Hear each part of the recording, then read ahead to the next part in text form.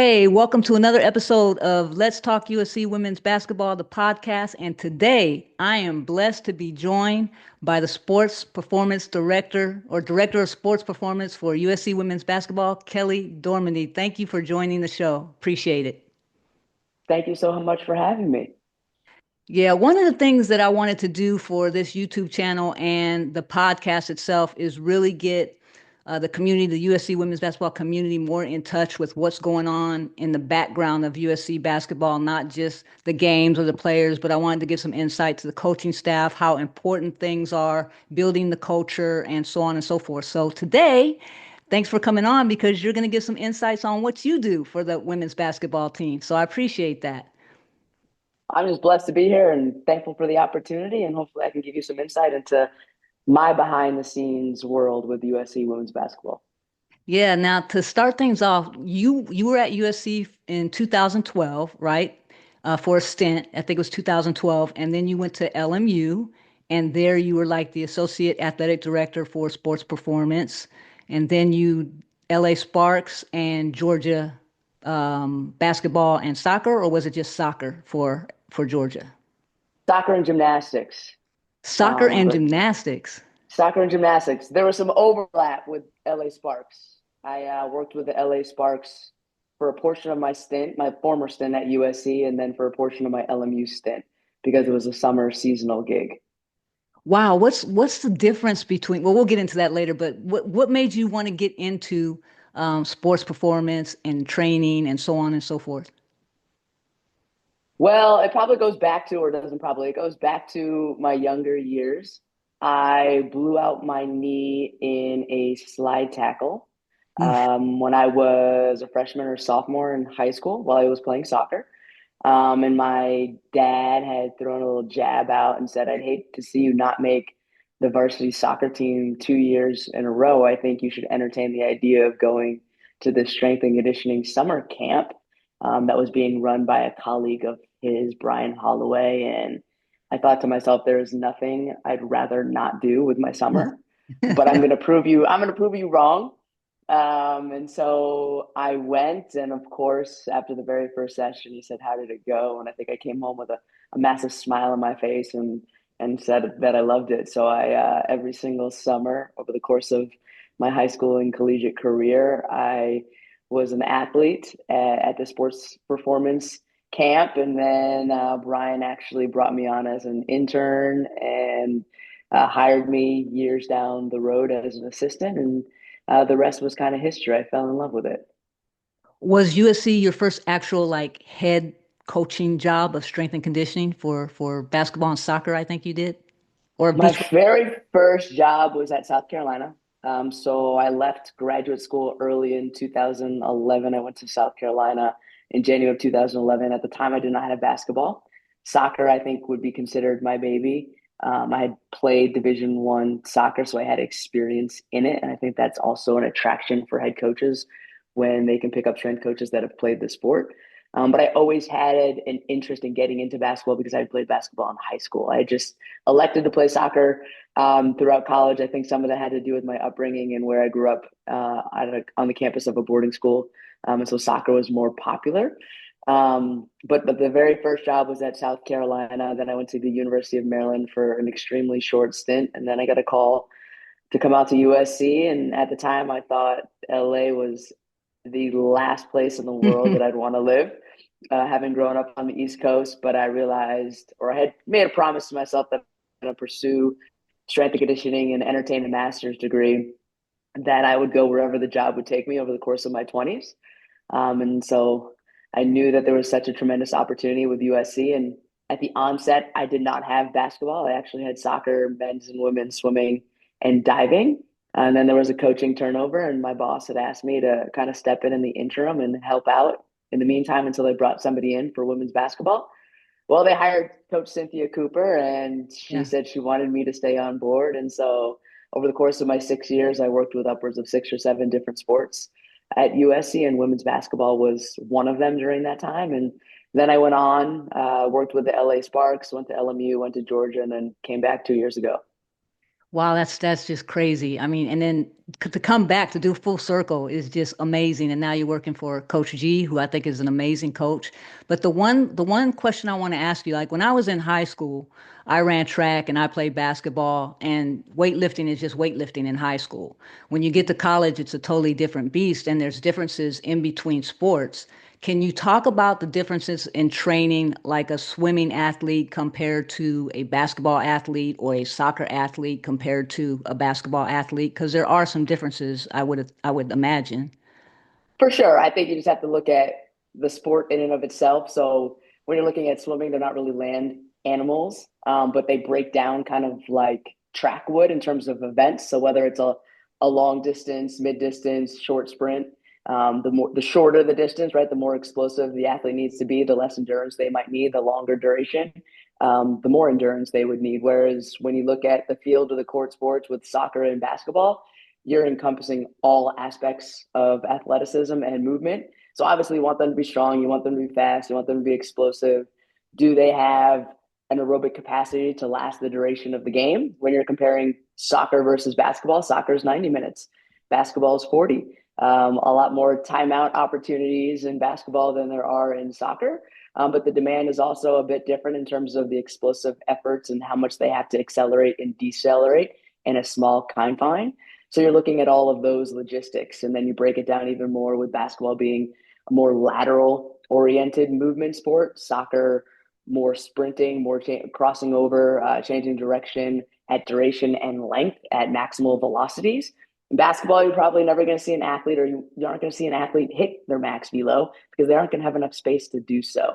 So you kind of look at all of those different parameters, and above and beyond that, you got to look at the style of play in terms of what style your coach wants, in terms of are we a transition style and approach, or are we more of a half court style and approach? And that kind of will dictate how you will train these athletes in the off season to make sure that they're prepared for the coach that you're working for.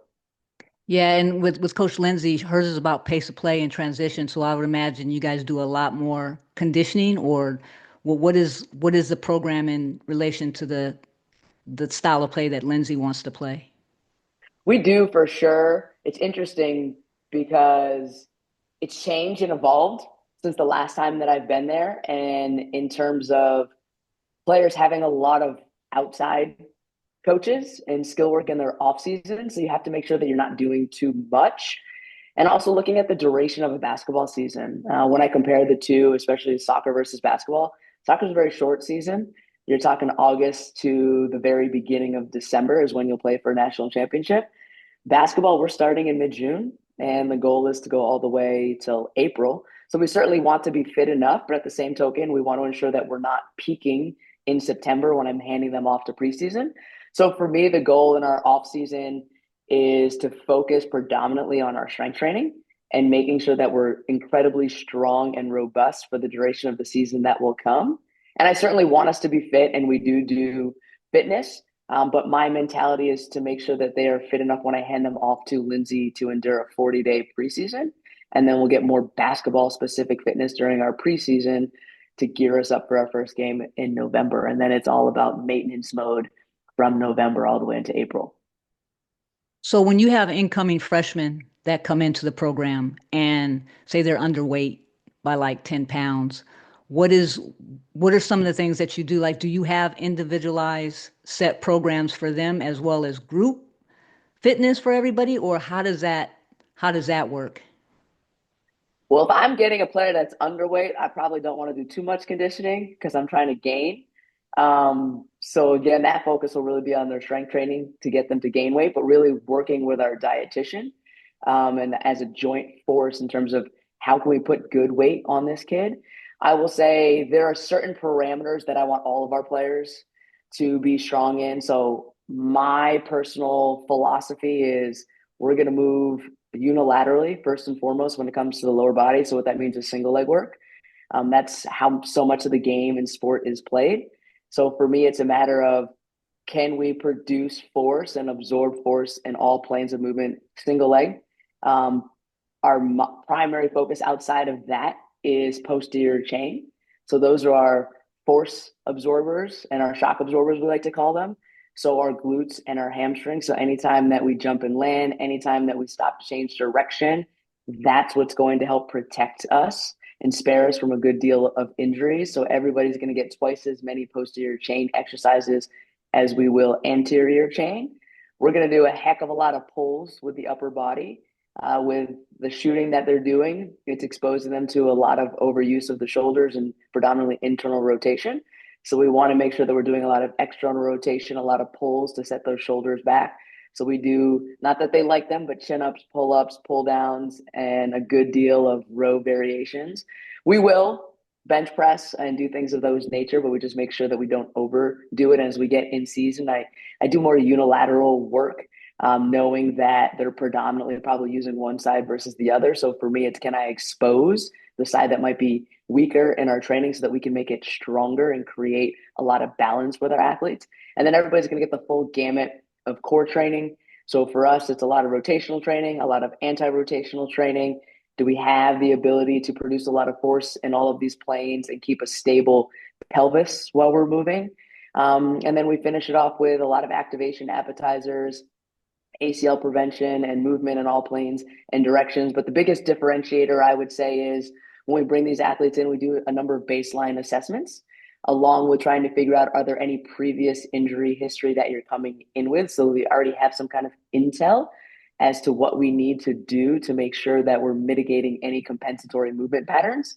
And with that baseline testing, we can see, is one side weaker than the other in terms of force production? When they absorb force, are they favoring one side over another, so that we can go in and create an additional protocol, which we like to call vitamins, for each individual player as far as what they might need separate from the group.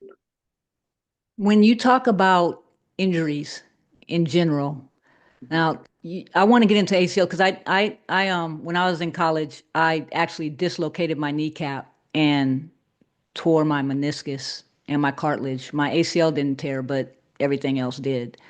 When you talk about that injury and specifically, there's been some research right now coming out, and I just want to know if you've been in tune with this at all or understand it, saying that women's hormones are affecting ACL injuries. Do you believe that, or can you see that, or can you elaborate on that?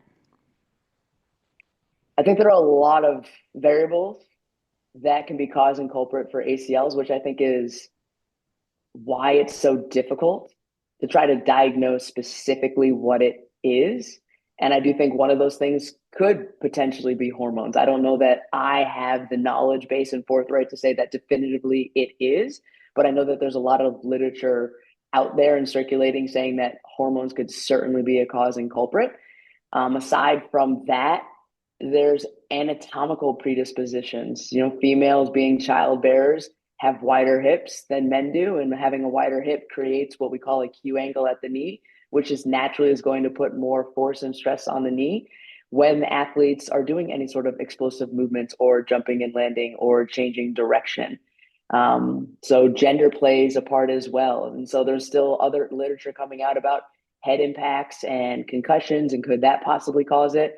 Certainly, I think fueling and hydration and sleep quantity and quality, stress, mental health, like the list goes on and on. And I think that's what makes it so difficult to try to diagnose what is, or is there any one reason that could cause it. And I think the other difficulty is what might be more of a cause and culprit for one person may not be the same variable that is a cause and culprit for somebody else, I which I agree. think leaves everybody very frustrated, right? Because we're almost seeing like an epidemic right now in the WNBA. I think we've had two or three in the last couple of weeks. And Yeah. again, I think there's just a number of variables. Like when I think of the WNBA season and a college kid entering the WNBA, okay, well, this kid's been going at it since June. Yep. And so they've been going at it for 8 or 9 months. And the pro is they're fresh off of basketball, they're fit going into camp, right? But the con is, how tired are these kids and Right. athletes? And in my opinion, the game does change to some degree in terms of, I think, physicality and I think speed of play. Yep. So, and not to say that these kids aren't prepared for it, but when you finish in April, having started in June, and then have to walk into a training camp 2 weeks later in April, that's very taxing on the body and mentally and physically draining that I'm certain that they're not set up necessarily for success when it comes to that. So I think the frustration lies for me in that there are so many different variables, and what may be a huge variable and disadvantage for me may not be the same for you. Yeah, I agree 100%. You just don't know. You know what I mean? And I do agree that I think that athletes going from college to the pro with no break is hard on their bodies too. I mean, they're young. They're 18, 19, well, 21, 22 years old. They're still, in my opinion, they're still growing. You know, maybe not women so much, but boys are still growing, but their bodies are still developing, in my opinion. So I just think that it could be a lot of things, but the hormones one just really intrigues me because it just intrigues me that hormones can play a factor in any type of injury in a sport when it comes to women versus men, because men are hormonal too, I believe. You know what I mean? They're moody and they're hormonal, and so why is it just women that they're saying it's because of hormones? So I just I'm really excited about them researching that and trying to find out more in the future. But back to USC women's basketball, when you're talking about strength and conditioning and culture, how does your program fall in line with the culture that Lindsay wants to build at USC and maintain the culture that Lindsay wants to build at USC? I think first and foremost, the standard is having a winning culture. The standard and expectation when kids come in is we want to be the best. It's not easy to be the best. So, are we doing all of the things necessary to put ourselves in a position to be the best version of ourselves individually, but more importantly, collectively as a group? Our off season is certainly the time when we look to build culture because we're bringing in new pieces to the puzzle, so to speak. And we have a good chunk of time, at least 8 weeks in the summer, and then another 3 to 4 weeks prior to we kick off preseason to really to build the right culture and the championship culture that we're striving for. So for us, it's laying the groundwork and foundation in terms of what are our standards and expectations for our players. What we do is important, but I think how we do it is the game changer. I'm a firm believer that you can have all the talent in the world, but if the culture and there isn't some sort of connection amongst all of the individuals and an understanding that the goal is bigger than myself and I won't be able to accomplish it alone. But if we can come together as a group and I can lean on your strengths and my strengths and understanding that what you're really good at might be different than what I'm really good at, but what we bring to the table and each and every one of us is really important. So just getting the players to buy in into the off season in terms of that mindset and mentality. Hydration is key too, right? I mean, hydration as far as muscle building. And it's so funny because Kennedy in her vlogs was always taking hydration tests and failing. Has Kennedy learned any more about how important hydration is in the off season, and how much do you like push them to be hydrated? Because I mean, I know how important hydration is, but these young kids, they just, they don't get it until maybe later on in life. But how do you get them to realize how important hydration is in on the court? Because you get tired if you don't have enough fluids in you, you know?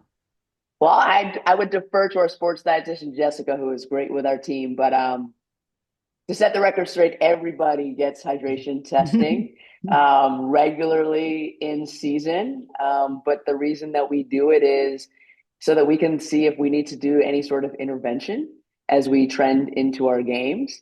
I'll leave that. I'll leave it to Kennedy to answer that question for you. But I think the hard piece is for all of freshmen, right? And for me, it's are we controlling the controllables, right? Like they all want to play a lot of basketball. They're all come in and do the workouts and do the nitty gritty stuff, which makes up honestly a very small percentage of our day every single day. Yeah. If you add up the time in our strength and conditioning off season and whatnot, like I'm seeing these kids for 75 minutes, 5 days a week, which is a very small percentage of their day. So just echoing habits for us and getting them into a routine. I think it's part of the reason that we do train in the morning so that we can get them up and get them fueled appropriately before they go about their day. But just echoing how we go about our business and how important it is to control the controllables. So it's fueling, making sure we're getting the appropriate macronutrients to give us the right energy so that we're recovering appropriately. Obviously, hydration is a big one for us and all athletes. Our athletic trainer, Erin Tillman, she's great, and she'll give them the reference of, hey, when you're dehydrated, your muscles are like beef jerky. So good luck trying to produce force and be explosive. You're asking your muscles to do a lot, but they're not able to perform optimally. And I think it tends to click for these kids once they maybe underperform. Yeah. You don't want it to come to that, but once they come to the realization of, you know what, I didn't perform in the way that I did. And if I can think back and look at what I did and what my courses of action over the course of the day, when I had this great game, I was hydrated and I had 3 full meals and snacks. And you know what, I got 8 hours of sleep the night before because I was able to. In this latter game, maybe I didn't. I was studying for an exam. I was crunch time. I wasn't giving as much or my full attention to the things that I needed to. So I think once they feel it and potentially see their performance suffer a little bit or they not be the best version of themselves, I think that's where you kind of get them to buy in and it all kind of clicks. But again, you don't want it to get to that point. So echoing the way we approach it is, hey, we want to see you be the best. And we may be on you about it, but it's because we want to see you be great. And I think it's difficult for some of these freshmen coming in when every freshman is the best on the Yeah. teams that they've previously been on. And if you ask them what their routine was, it's like, coach, all these things that we're doing, I didn't do. Yeah. Right. And I was really good. So now suddenly it's them entertaining the idea of adding something new and a new routine that they're not used to. And so little by little, finding creative ways to get the athletes to buy in and knowing that every athlete's different. Yeah. Like Kennedy's uber competitive and I Yes. love that about her. So I Yeah. can go up to Kennedy and put a little bug in her ear about competitiveness and things suddenly turn and shift because that's what motivates her to put in her work. So she's been fantastic so far in this off season. I'm really excited for what the future has in store for her. Yeah, Kennedy's awesome. I can't wait to see her next year, her sophomore year, because it seems like after kids get that freshman year under their belt, they just start to soar. And that leads me into you touched on a little bit when freshmen come in, they're not used to doing that work. So is there a way that you tailor their program to like maybe a vets program, or when you're coaching them, do you have to coach them differently because they're not used to it? And some of these freshmen that are great or think that they're great coming into college, they might fail at what your program is about as far as getting them stronger. How do you approach that, and how do you deal with them as far as their mindset and their mental toughness? I think it's different for each individual, and that's the art of coaching is learning.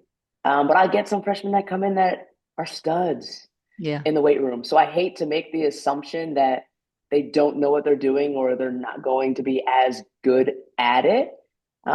Because I've got a couple 2 years ago freshmen. Hey, Juju and Malia went 100% in their freshman years in their conditioning regiments every single week for 8 weeks straight, which was better than some veteran players on the Yeah. team.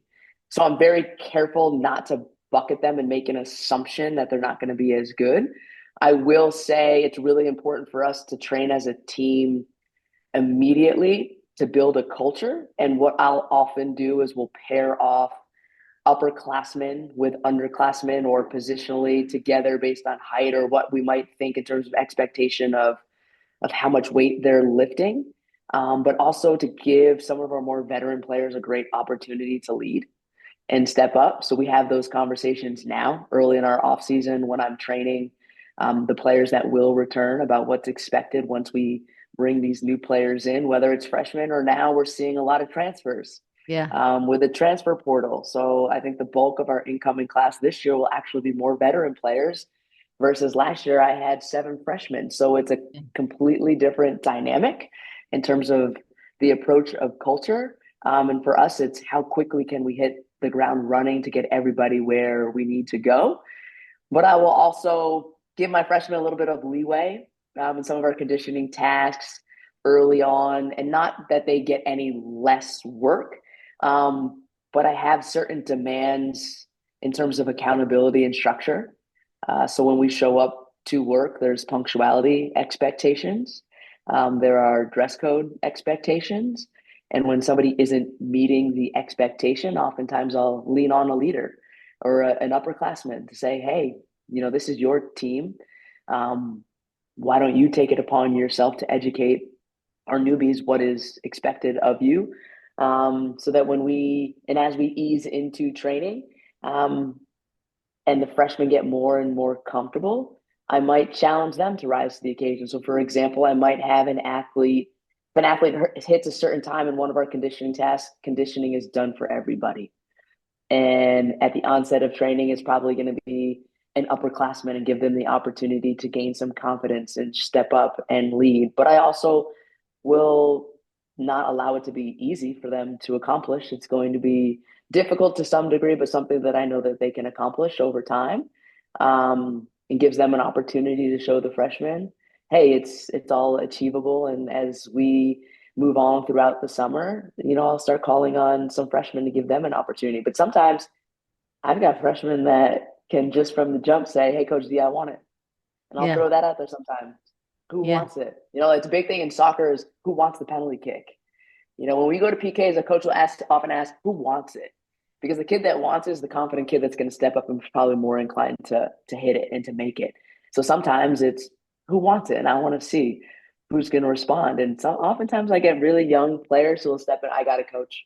Don't call on anybody else. I'll take it. Let's go.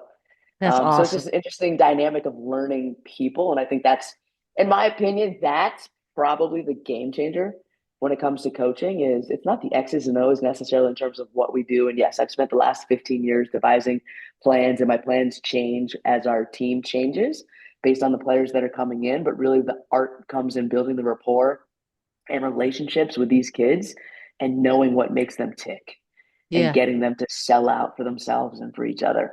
Yeah. I mean, to me, that's just like in the corporate world. I mean, bosses that are good leaders treat everybody as individuals and doesn't try and put everybody in a box and treat everybody the same way because some people might like to get yelled at, some people don't like to get yelled at. So you have to know how to approach certain individuals in order to get the best out of them. So the other question I have is Beth Burns with her defense. How does your strength and conditioning um, match up to what she asks defensively of her players? Coach B is probably one of my biggest advocates. She does all the workouts I put out to the players. She does them. We've worked with each other twice now, so we're very well versed with one another and our styles of work. She wants tough kids.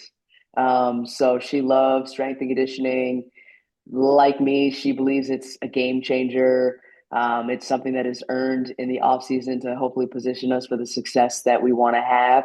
So we want fit, fast, fierce players on the defensive end for 40 minutes every single game, night in and night out. So we're very much similar in our approach when it comes to toughness, mentally and physically, when it comes to showing up with discipline and accountability and all of those intangibles that we believe to be difference makers. Who would you say was the most explosive on the team last year? My sports science information would tell you Kennedy and K9. If I'm speaking to jump height, if I'm speaking to RSI, which is reactive Yeah. strength index, which so how quickly an athlete can produce force, so how quickly they can go down and up. Those two were in the top three for sure. And I don't have the information right in front of me, but Kiki was one that stood out. We would jump test religiously in season, 1 to 2 times a week, especially when we were home. So we would have mandatory lifts Mondays and Fridays. So Monday was +1 after game. And then Friday was game day -2 before a Sunday game. And some of that was to see, okay, after 2 games, was fatigue potentially a factor? And should we consider manipulating our game plan moving forward for the week ahead in terms of our practice periodization scheme? And then others was how ready and available were our players? So was jump height a factor in terms of did we see differences, significant differences in jump height and RSI? And we came to realize with the help of of a sports science student that RSI was definitely the number to hone in on in terms of central nervous system fatigue. And many of our impact players actually were really good in terms of good versus bad jumps over the course of the entire season. So while Kiki may not have had the highest jump height on the team, her RSI was so high. And obviously, she has a wingspan like none Yeah. other, which gives her the ability to dunk, which is something that will be advantageous for her in the WNBA. And then when it came to our two individuals that typically had the highest jump height day in and day out, it was either K9 or Kennedy. And sometimes it depended on who I let jump first, right? Yeah. Well, Coach D, she jumped first, so she has something to strive for and make it a competition. So I would change Yeah. it up as far as who would get the first jump Yeah. versus the second jump. But I would say those two were in terms of jump height, and then Kiki was as far as RSI. Wow, that's interesting to me because I mean Juju, the way she rebounded the ball, I would think that, her jumping ability would test high too, or is it just that she just She's in wants the it, so top she just three. goes in? She's in the top three too. It was just Yeah. those two stood out as far as their jump height. I mean, K9 came in day one, hardly any lifting experience, and jumped through the roof. Had the Wow. highest number I had seen in my 2 years here without Wow. any previous strength training, which also goes to show you and tell you, like, hey, genetics also plays a part in this, folks. Yeah. But yeah, Juju is in the top three in all of our metrics as well, so she wasn't far off from that. And sometimes they're just more motivated than others. And I think when Ju sees ball, she gets ball. Yeah. So if I need to dangle a ball up over the ball course plate so that they'll jump a little bit higher. But for her, I think the competitive nature of when she sees the ball, nothing can get in her way, Yeah. which is what makes her just such an incredible and dynamic player to watch. Yeah. I have a silly question. It has to do with technology because technology is taking over everywhere. How does it how does it work with sports performance training? And can you explain to everybody what the catapult is used for? The bra. Yes. So I believe in being data informed rather than using the information to make decisions. So, in other words, we use it to gain feedback about what we've done in the past and what we'll do moving forward. So, each of our players has a 5 catapult vest to be exact. We wear these vests that will carry a GPS unit. It's like a sports bra, and the GPS unit will plug in.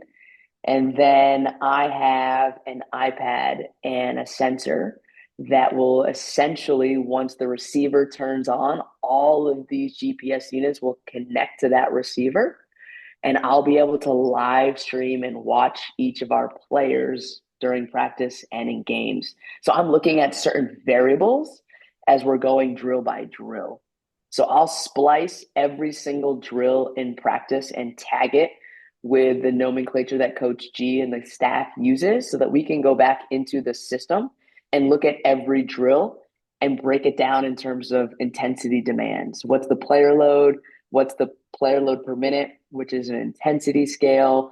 How many accelerations are in this drill? How many decelerations? I can see change of direction left versus change of direction right.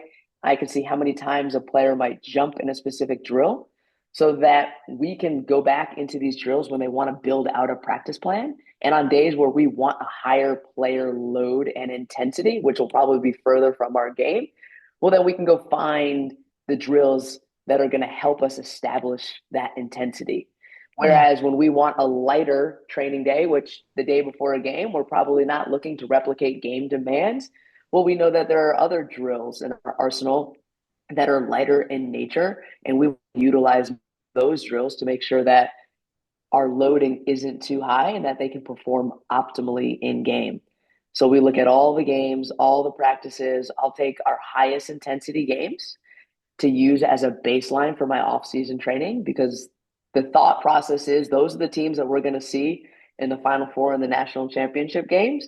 And so we want to make sure that we are prepared for those games. Now, we aren't training in such a way that these players are prepared for that game in August because we Mhm. don't need to be, but we want to make sure that we're hitting a certain percentage and checking off all of the buckets of X cells, D cells, jumping to prepare ourselves for preseason and our non-conference slate, and then easing into our conference slate. What So are it's you looking for? very Yeah. interesting. What are you looking for in a game as opposed to practice? Are you looking for the same thing, or is there a difference? I would say I am looking to see what targets we're hitting in game to ensure that our practices are hitting those targets, especially in preseason. And everybody's a little different, but the intensity of a game is naturally going to be higher than the intensity of a practice. So we want to make sure that the demands of some of our practices and the right practices periodized at the right time are hitting certain percentages of those games so that we're prepared for them. So if we're only ever practicing at 20% Yeah. of game speed and intensity, well, then we're missing the boat on 80%. And how can I very well expect my players to turn it on and execute at that level of intensity in February, March, and April if we haven't exposed them to that, to a similar intensity in practices and in our preparation? Does it really help? So when players are wearing this in practice and you can tell that the intensity is low, do you do you use that to motivate them to say, "Hey, we want game speed during practices and you're not giving it to us." How do you use that data to get these kids to practice at game speed? I think from time to time you have to go to that route, but I think it's more about educating them and showing them the data from time to time. Like, hey, in all of our bouts against UCLA, here for my top 5 to 7, here's what these numbers look like. And so it's vitally important that we execute at a certain pace and a standard of intensity so that we're prepared for those moments. And in the moments where we might not do those things, well, then we want to make sure we want to avoid that because I don't want you guys to feel like you're ill prepared for the biggest moments of your lives and your careers. So I Yeah. think the bigger thing is educating them. And I find that a lot oftentimes with females is the why factor.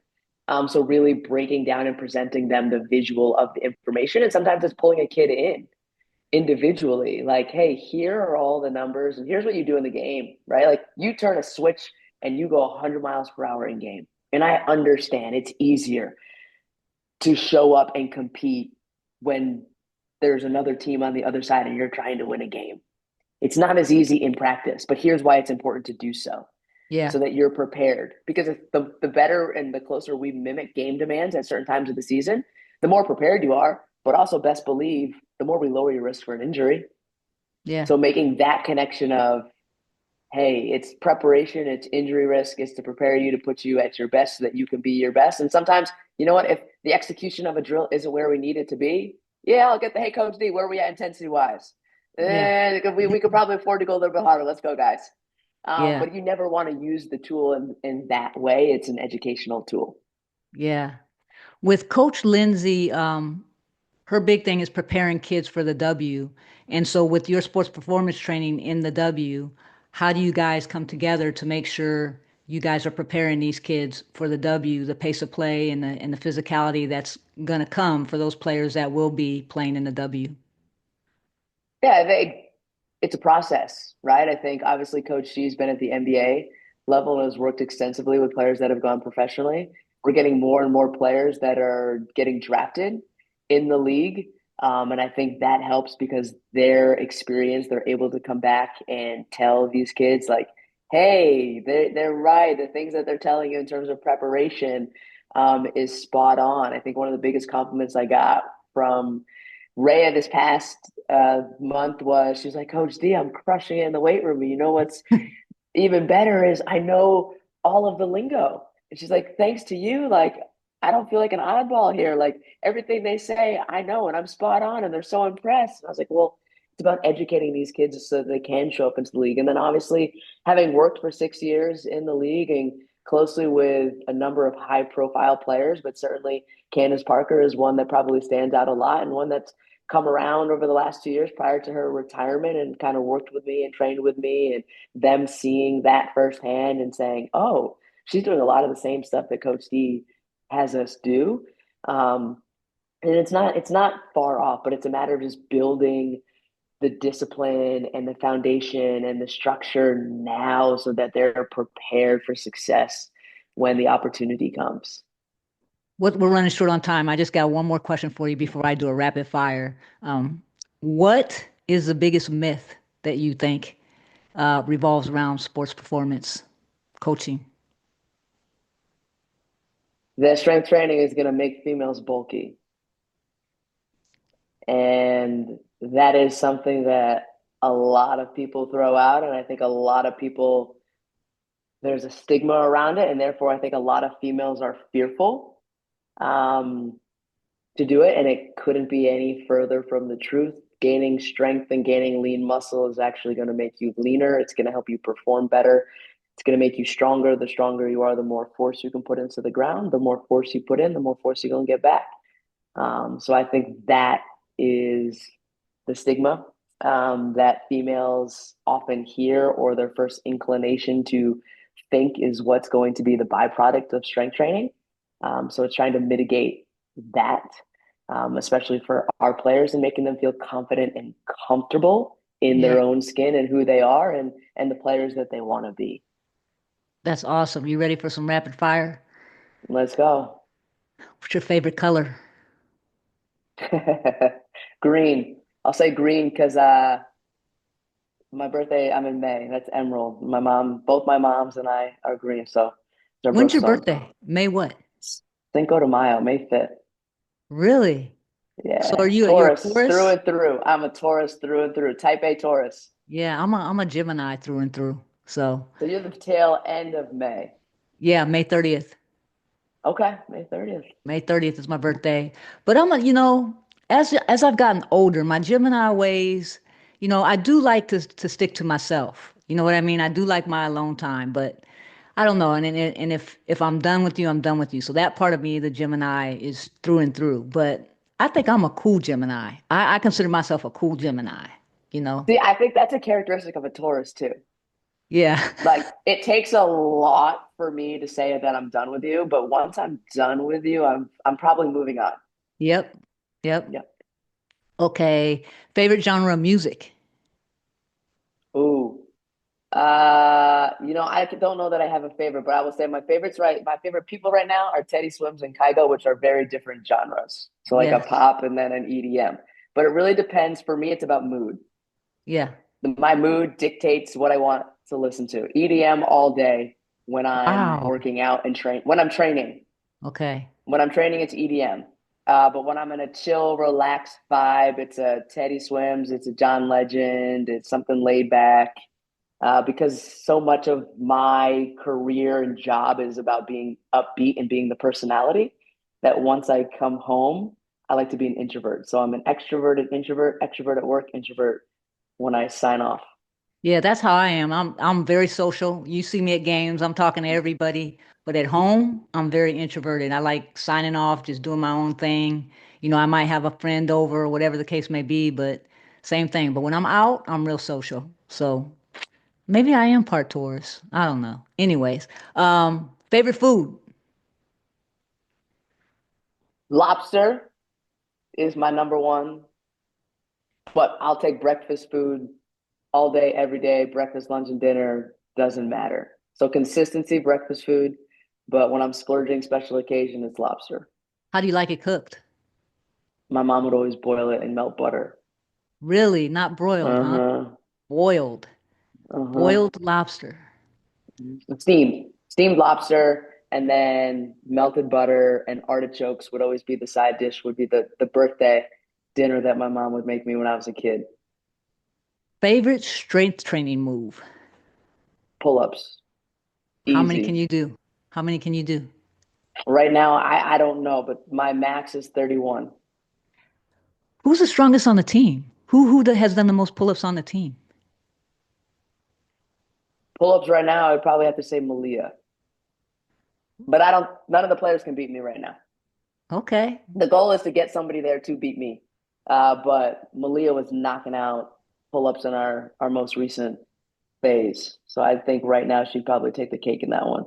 Many of them don't like pull-ups. Favorite place to travel? Anywhere where there's a beach and sun. So Okay. I most recently went to Cabo. Um, Club Med Cancun is a big one. Anything Turks and Caicos, Nassau, anything that has a beach and sun where I can relax with a book and sign off is where I want to be. Can you cook? For me, I can, but I don't know if most people like the things that I like to cook. I have a bodybuilding background, Yeah. so I like to keep my meals very simple. I think I live by like the five ingredient rule. I like to have a protein. I like to have a complex carb. I like to have a healthy fat, and I don't add too much to it. You measure your macros out and all that stuff daily, or do you pretty much know where you need to be? I'm at a stage in my life where I know where I need or want to be. But I used to, when I competed back in college, it was measuring every single meal every single day, which I would only ever do if I was to step on stage. But I can pretty much eyeball like a half cup of oatmeal and know how many carbs, proteins, and fats that are going to be in it. But I don't live in that world anymore. It takes too much time, energy, and effort. Wow, I can't believe you competed. Did you win? Were you good when you competed? Were you a champion? I won. I won both categories. I won my age group and I won the overall show 2017. So a neck injury actually ended my college career. And that's when I realized that if I can no longer pursue being a professional athlete, which would be my dream job, the next best thing would be to train athletes. So that's why I ultimately went back to get my master's.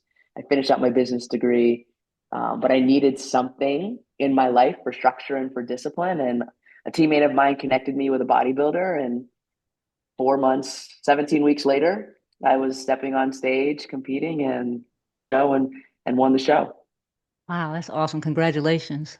Thank you. Do you have video? I want to see that video. There's video. I Okay. should probably put it out there, but I think you could YouTube it. Okay. I'm The gonna have to Fitness check it out. Fitness Atlantic. Yeah, Fitness Atlantic, not 2007, 2007. Geez, I've got to update myself. 2007, I believe it was, Fitness Atlantic show. Okay, last question. Favorite thing about being at USC? It's an incredible time to be a part of the USC women's basketball program because of what's going on in the women's basketball world. And I'm just incredibly grateful and appreciative of the opportunity bestowed upon me by Coach G. And I think it's an exciting time for the program. And I'm really elated to see where we're going to go and how we continue to build this thing. The ultimate goal when I came in, and the goal that still lays in front of us, is to win a national championship. And that's ultimately came back to help these kids realize their dreams.